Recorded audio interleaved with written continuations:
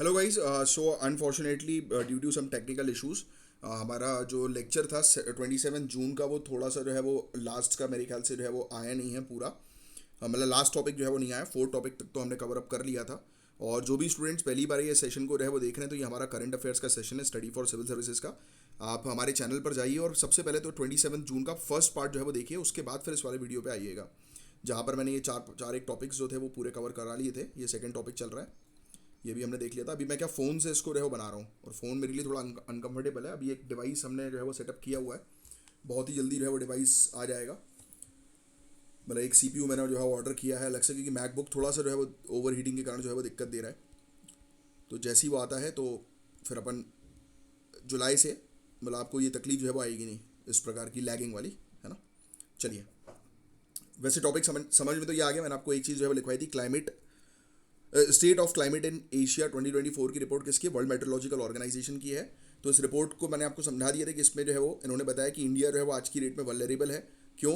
क्योंकि हमें देखने को मिल रहा है कि क्लाइमेट चेंज के चलते जो है वो आइस शीट्स जो है वो मेल्ट हो रही हैं। और जिन आइस शीट्स ग्लेशियर मेल्ट होने के कारण सी लेवल जो है वो राइज हो रहा है, और सी लेवल राइज होने के कारण जो है वो जितने भी कोस्टल एरियाज़ हैं या छोटे छोटे आइलैंड्स हैं उन पर सबसे बड़ा खतरा जो है वो मंडरा रहा है। जैसे कि आप देख सकते हैं कि यहाँ पर मेंशन भी है कि फिशिंग, एग्रीकल्चर, टूरिज्म इंडस्ट्रीज़ को नुकसान पहुंचने वाला है।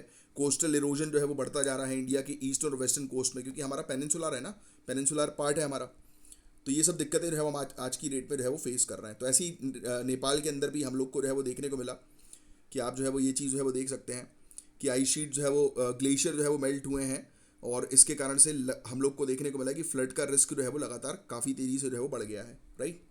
तो ये चीज़ भी जो है वो देखी है। तो इन्होंने यही चीज़ बोली है कि भाई मजबूत बनाओ कोस्टल जोन मैनेजमेंट को, क्लाइमेट रेजिलियंट इंफ्रास्ट्रक्चर डेवलप करो, नेचुरल बफर्स तैयार करो, जैसे मैंग्रोव्स लगाओ, है ना। नेशनली डिटरमाइंड कंट्रीब्यूशन, जिसको इंटेंडेड नेशनली डिटरमाइंड कंट्रीब्यूशन भी कहा जाता है, INDC कहा जाता है। तो ये जो इनके जो टारगेट्स हैं उनको पूरा करने पर फोकस करो, राइट। अर्ली वार्निंग सिस्टम्स को जो है वो बढ़ाओ एक्सट्रीम वेदर इवेंट्स के लिए, जैसे कि फ्लड हुआ, लाइटनिंग फोरकास्ट हुई, है ना। तो इन सब चीज़ों के लिए, तो ये सब चीज़ों पर टारगेट करने की जो है बात हुई है। एनीवेज, अब जो टॉपिक है इस टॉपिक को बहुत ध्यान से जो है वो समझिएगा। जो चीज़ बोलूँगा लिखने की वो चीज़ लिखिएगा। सबसे पहले तो ये चीज़ लिख लीजिए आप, यूनाइटेड नेशन एनवायरमेंट प्रोग्राम, इसकी गाइडलाइन आई है। उस गाइडलाइन का नाम है NDC कूलिंग गाइडलाइंस 2025। देखो सामने लिखा हुआ है यहाँ पर। अभी क्या मैं ज़्यादा पेन का यूज़ जो है वो कर नहीं पाऊंगा। देखो ये आ गया अननेसेसरली, क्योंकि मैं मोबाइल से जो बना रहा हूँ, मैं जो बोल रहा हूँ उस चीज़ को आप समझो और उसको नोट डाउन करो। यूनाइटेड नेशन एनवायरमेंट प्रोग्राम ने रिलीज़ करी है NDC कूलिंग गाइडलाइंस 2025 की। मेन ऑब्जेक्टिव क्या है कि कंट्रीज अपनी नेशनली डिटरमाइंड कंट्रीब्यूशन में सस्टेनेबल कूलिंग इंटीग्रेट करें। मतलब जो कंट्रीज जो होती है ना, वो अपने जो टारगेट सेट करती हैं कि भाई वो इस क्लाइमेट चेंज की प्रॉब्लम को रिजॉल्व करने के लिए क्या कर रही हैं, तो वो जो प्लान सेट करती है ना अपने, तो बोल रहे हैं कि उस प्लानिंग में आप अब सस्टेनेबल कूलिंग को भी शामिल करो। अच्छा, क्या आप जानते हो कि आज के टाइम में cooling process global green house gas emission के 7% के लिए जिम्मेदार है। यानी कि हमने इतना ज़्यादा पल्यूशन जो है वो कर दिया है, जिसके चलते हम आज की डेट में पल्यूशन करने के कारण जो हीट जो हुई है ना, और हीट के कारण जो उस हीट के रिलैक्सेशन के लिए हम एयर कंडीशन लगा रहे हैं, कूलिंग सिस्टम लगा रहे हैं, उसमें और हम एनवायरनमेंट को जो है वो डैमेज कर रहे हैं। आपने पढ़ा ही हुआ ग्रीन हाउस क्लोरोफ्लोरोकार्बन्स जो इनसे निकलते हैं रेफ्रिजरेटर से, एयर कंडीशनर से, राइट। तो कितना ये भी तो एक ग्रीन हाउस गैस है ना, तो ये भी एनवायरनमेंट को हार्म कर ही रहे हैं, डैमेज कर ही रहे हैं। तो ये चीज़ें हैं। तो ये इनिशिएटिव जो है वो बोल रही है कि नहीं भाई, आप ऐसे इंफ्रास्ट्रक्चर अब तैयार करो जो कूल रहे। जैसे कि आज की डेट में ऐसी बिल्डिंग्स जो है वो बनती हैं, तैयार होती हैं, जिसके अंदर आप आराम से जो है वो रह सकते हो। गर्मियों में वहाँ पर आपको ठंडक मिलेगी, सर्दियों में आपको मतलब टेम्परेचर कंट्रोल रहता है। ऐसे मटेरियल्स हैं, बट थोड़े से वो एक्सपेंसिव होते हैं, लोग उसका यूज़ जो है वो करते नहीं है ना। सस्ते मटेरियल जो है वो लगाते हैं। तो उसके लिए हमें अब जो इंफ्रास्ट्रक्चर के प्लान्स हैं उसको स्ट्रिक्टली जो है वो इम्प्लीमेंट करना ज़रूरी है ग्राउंड लेवल पर। 2050 तक 10% से भी ज़्यादा हो सकता है पूरे दुनिया भर का green house gas emission, cooling की प्रोसेस वाला, राइट। ये बहुत डेंजरस चीज़ें हैं। तो आगे की जो है वो चर्चा करें तो 1.1 बिलियन लोगों तक अफोर्डेबल कूलिंग एक्सेस प्रोवाइड कराना, ये मेन ऑब्जेक्टिव है। चाहो तो लिख सकते हो, लिख लो पहला वाला पॉइंट। ऑब्जेक्टिव क्या है? 1.1 बिलियन लोगों तक अफोर्डेबल कूलिंग जो है वो का एक्सेस प्रोवाइड कराना, क्योंकि इंफ्रास्ट्रक्चर जो तैयार करें तो वो सस्ता होना चाहिए। नेशनल पॉलिसीज को अलाइन करना, जैसे मॉन्ट्रियल प्रोटोकॉल की गाली अमेंडमेंट जिसको हम लोग बोलते हैं ना, लिख लो भाई, कि गाली अमेंडमेंट मॉन्ट्रियल प्रोटोकॉल का। और ग्लोबल कूलिंग प्लेज। तो किगाली अमेंडमेंट आज आपको पढ़ना है, जीएस पेपर 3 के अंदर ये टॉपिक जो है वो पढ़ाए जाते हैं। तो ये सब जो मॉन्ट्रियल प्रोटोकॉल्स हैं, ऐसी चीज़ें एग्जामिनेशन में अक्सर जो है वो पूछी जाती हैं कि टेम्परेचर लेवल को जो है वो कंट्रोल करने के लिए कौन से इंटरनेशनल प्रोटोकॉल्स हैं, एग्रीमेंट्स हैं। तो ये सब चीज़ें आपको जो है वो पता होना ज़रूरी है। बस इतनी चीज़ आपको जो है वो ध्यान में रखनी है। कूलिंग की बात करें तो आज की डेट में 20% पूरे दुनिया भर की बिल्डिंग इलेक्ट्रिसिटी जो है वो कंज्यूम करती है। पूरे दुनिया भर में जितनी बिल्डिंग्स है ना, उसमें कूलिंग इंफ्रास्ट्रक्चर जो लगाए, एयर कंडीशनर्स लगाए, तो वो पूरे दुनिया भर की 20% इलेक्ट्रिसिटी कंज्यूम कर रही है बिल्डिंग्स पे जो कूलिंग इंफ्रास्ट्रक्चर्स हैं। कुछ रीजन में जैसे कि यूएई 50% से ज़्यादा सिस्टम ऐसे हैं, कूलिंग सिस्टम, जो सबसे ज़्यादा इलेक्ट्रिसिटी कंज्यूम करते हैं। आपको पता ही है भाई, एसी लगाओगे आप तो बिल तो खींचेगा ही ना, बिजली तो खींचेगा ही, बिल आपका बढ़ेगा ही एसी लगाने के बाद। तो वही चीज़ यहाँ पर समझाई जा रही है। तो इसी को ही हम लोग को थोड़ा सस्टेनेबल जो है वो करना ज़रूरी है। नहीं तो फिर होगा क्या कि एक तरह से तो हम लोग जो है वो अपने टेम्परेचर को डाउन कर रहे हैं सर्वाइव करने के लिए, बट लॉन्ग टर्म में ये हानिकारक है, क्योंकि लॉन्ग टर्म में यही तो नुकसान जो है वो दे रहा है। इन्हीं सब चीज़ों से तो ग्रीन हाउस गैस जो है वो एमिट हो रही है। तो यही चीज़ इस रिपोर्ट के अंदर समझाने की कोशिश की गई है। होपफुली आपको ये टॉपिक समझ में आया होगा। मात्र 27% अपडेटेड एनडीसी के अंदर जो है वो इंक्लूड किया गया specific energy efficiency target cooling के लिए। क्योंकि आप देखते हो ना, एयर कंडीशन 3 स्टार 4 स्टार, अभी तो एक टारगेट भी जो है वो सेट किया गया है कि जितने भी एयर कंडीशनर्स हम लोग को जो है वो देखने को मिल रहे हैं वो 20 से 28 डिग्री तक जो है वो सेट रहेंगे, राइट। तो ये भी एक अच्छा टारगेट है। अच्छा, मुझे एक चीज़ बताओ, मैंने आपको ये टॉपिक पहले भी पढ़ा चुका है, इसलिए क्वेश्चन पूछ रहा हूँ। हर 1 डिग्री टेम्परेचर हम जब डाउन करते हैं तो कितना खर्चा बैठ सकता है, कोई बता सकता है मुझे?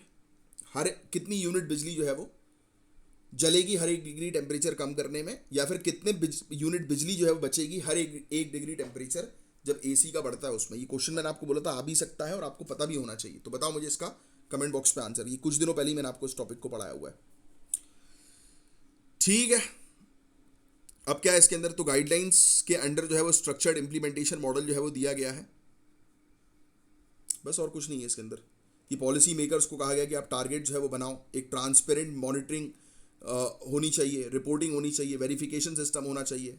गवर्नमेंट जो है उनको कहा गया कि आप मिनिमम एनर्जी परफॉर्मेंस स्टैंडर्ड्स को अडॉप्ट करें, है ना, जिससे कि धीरे धीरे करके जो ये फॉसिल फ्यूल जो खर्च हो रहा है कूलिंग सिस्टम्स के लिए वो कम खर्च हो। यानी कि आप कूलिंग सिस्टम्स लगाओ, बट ऐसे लगाओ जो एनर्जी एफिशिएंट भी होने चाहिए, वो उल्टा और लॉन्ग टर्म में प्रॉब्लम्स ना क्रिएट करें। बस ये चीज़ जो है बताने की यहाँ पर इन्होंने कोशिश जो है वो की है। किगाली अमेंडमेंट मैंने आपको ऑलरेडी बोला है कि आप इसको जो है वो आप आज इसको आपको रिवाइज करना है, पढ़ना है। नाइजीरिया ने जो है वो नेशनल कूलिंग एक्शन प्लान में मतलब इस चीज़ को शामिल भी किया है, राइट, कि हमें ऐसे इंफ्रास्ट्रक्चर क्रिएट करने हैं जिससे कि टेम्परेचर जो है वो कंट्रोल किया जा सके। तो बस ये था गाइस पूरा ओवरऑल टॉपिक, जिसके बारे में एक आपको बेसिक्स आइडिया होना चाहिए। जितनी चीज़ मैंने आपको बताई है सिर्फ उतनी चीज़ नोट डाउन करिए। इसमें तो सिर्फ स्पेशली रिपोर्ट के बारे में आपको पता होना चाहिए और रेगुलरली कंसेप्ट जो है वो आपको समझने हैं बस। क्योंकि हर चीज़ अगर आप न्यूज़ की जो है वो नोट डाउन करते जाओगे ना, तो कम से कम 3-4 रजिस्टर आपके जो है भर जाएंगे और उसको आप रिवाइज कर ही नहीं पाओगे। तो मैं सिर्फ इसीलिए आपको बोलता हूँ कि जितनी लिमिटेड चीज़ें हैं उतनी लिमिटेड चीज़ें रखो, क्योंकि ऐसे टॉपिक्स लगातार रिपीट होते हैं और जब टॉपिक्स रिपीट होते हैं तो उसको आपको दिमाग में रखना है। हर एक चीज़ जो है वो लिखने की ज़रूरत नहीं है। अब इस क्वेश्चन का आंसर जो है बताओ। पहला कॉम्प्रीहेंसिव हाउस होल्ड इनकम सर्वे जो है वो कंडक्ट होने वाला है इंडिया के अंदर 2026 में। ये टॉपिक मैं पहले भी आपको पढ़ा चुका हूँ। कमेंट बॉक्स पे मुझे चाहिए आपसे इसका आंसर। ये सर्वे जो है वो कंडक्ट किया जा रहा है ministry of statistics and programme implementation के द्वारा। ये देखो, ये बिल्कुल सही है, पहला वाला स्टेटमेंट हम लोग को देखने को मिल रहा है। और किसके गाइडेंस में? एक टेक्निकल एक्सपर्ट ग्रुप के गाइडेंस में, जिसको लीड कर रहे हैं डॉक्टर सुरजीत एस भल्ला। ये नाम लिख लेना, जो कि एक इकोनॉमिस्ट है। इससे पहले नेशनल सैंपल सर्वे राउंड जो है वो अटेम्प्ट किए गए थे हाउस होल्ड इनकम को जो है वो मेजर करने के लिए, बट इश्यूज काफ़ी सारे आए। प्रॉपर इनकम डेटा जो है वो सामने नहीं रखा गया, इसलिए एक कॉम्प्रिहेंसिव इनकम सर्वे जो है वो किया जा रहा है, जो कि डिजिटलाइज्ड है। 2026 का सर्वे जो है वो डिजिटल टूल्स का यूज़ करेगा। तो आप जानते हैं इस चीज़ के बारे में। आम्बुबाची मेला और कामाख्या माता का मंदिर से रिलेटेड ये क्वेश्चन है। ट्राई करो उसका आंसर देने की, वीडियो को पॉज करके। Very important. अम्बुबाची मेला, इसके दौरान जो कामाख्या देवी जी जो है तो बताया जाता है कि वो मेंस्ट्रुएशन साइकिल से जो है वो, जो उनकी मेंस्ट्रुएशन साइकिल की जो पूजा है, यानी कि मासिक धर्म की जो पूजा है वो की जाती है। और इस प्रकार से ये फर्टिलिटी और मॉनसून का सिंबल जो है वो दर्शाती है। बहुत इंपॉर्टेंट। कहाँ पर है कामाख्या माता का मंदिर? कमेंट बॉक्स पे लिख कर बताएंगे, बहुत फेमस है। ठीक है। वो टेम्पल जो है वो बंद होता है इस फेस्टिवल के दौरान, और फिर दोबारा से ओपन जो है वो किया जाता है कुछ दिनों के बाद। भगवान देवी देवताओं की पूजा जो है वो नहीं की जो है वो जाती है अम्बुबाची के दौरान। कुछ रिचुअल्स वगैरह की प्रैक्टिस होती है इसमें। नीलाचल हिल्स ध्यान में रखिएगा, गुवाहाटी के नज़दीक में है। यहीं पर ये इसी हिल्स पर ये मंदिर बना हुआ है। शक्तिपीठ है आर्यन नॉन आर्यन तांत्रिक ट्रेडिशंस का।